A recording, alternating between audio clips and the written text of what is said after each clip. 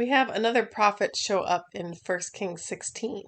Not one we're terribly familiar with, but there are people who are following God.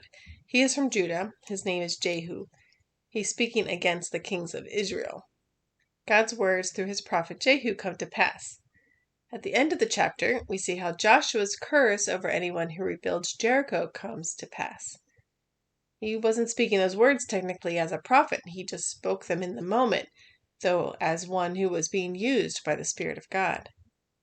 That reminds me of that story I don't like of the old prophet who tricks the other prophet to his death.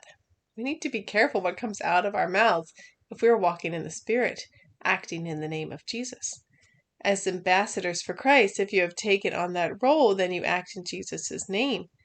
That means you act in his character, nature, and authority as his representative. We need to be careful how we wield that authority.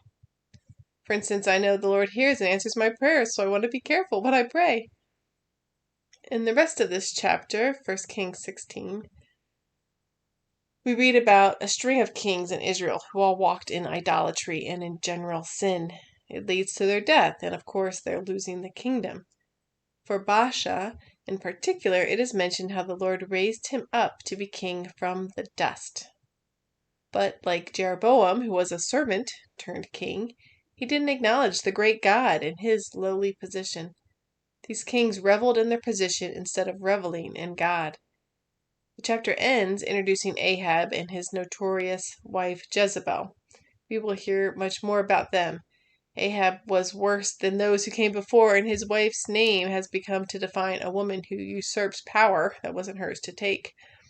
And marrying her, Ahab added to his sin by marrying someone outside of Israel.